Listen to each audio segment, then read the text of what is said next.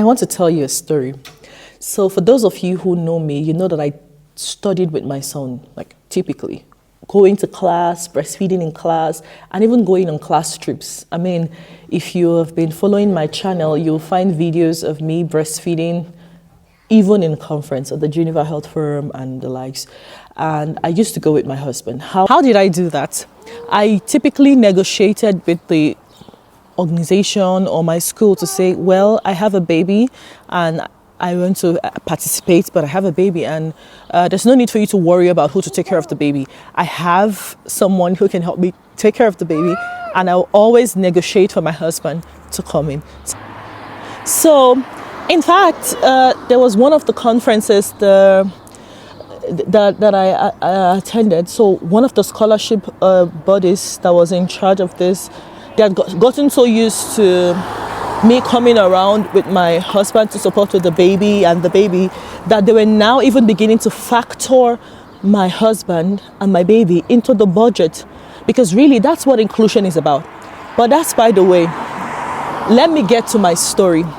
In 2024, we went for the Geneva Health Forum, and unlike the first time where we attended with one baby, it was now 2 toddlers. So what I did in 2022 was I would register for my husband to partake in the conference, because my baby could technically stay calm throughout the conference. I could breastfeed him, feed him while, participating actively. And if I really needed to present or anything, my husband will take him.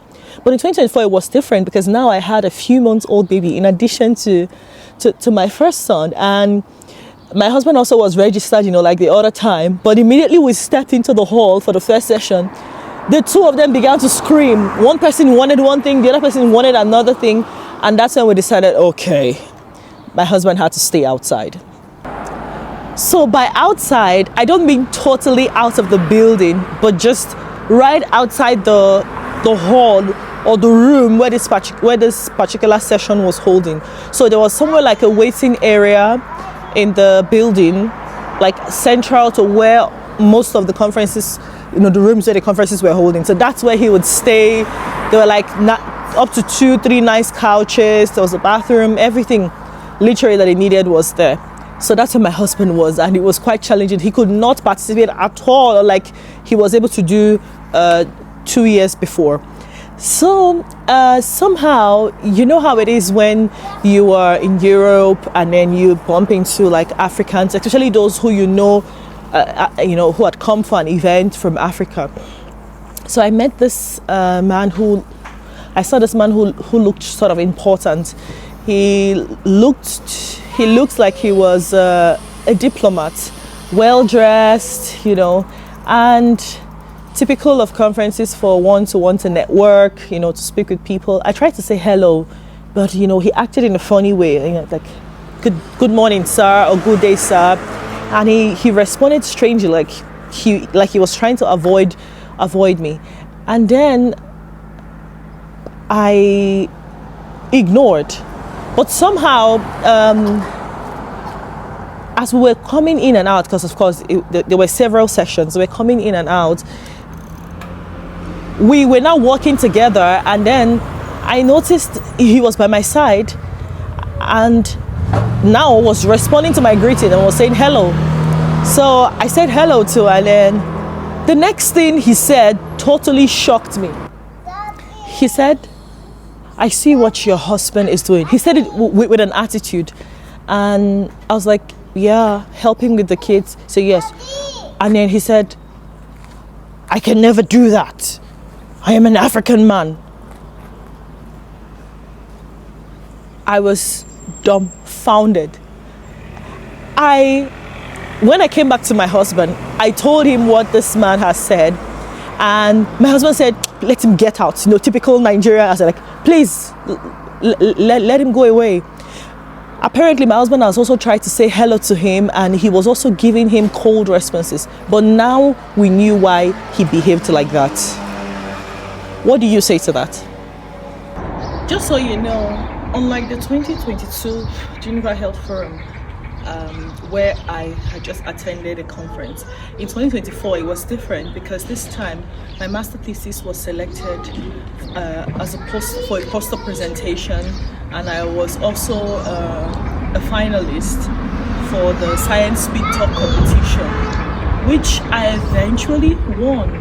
So when I had won the award, I would attach a clip of the video where I was being called up to receive my award. It all made sense, with all the challenges of moving, not just studying, with 2 kids and all of that, but actually making it to the conference, my husband not being able to participate, this bashing word from the important African diplomat to us now winning this award. It made sense. It just totally made sense and made it all worth it.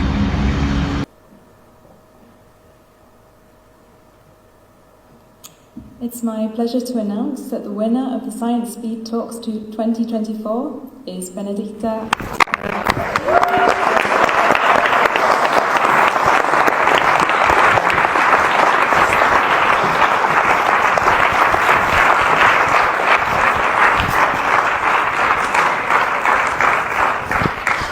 Thank you so much.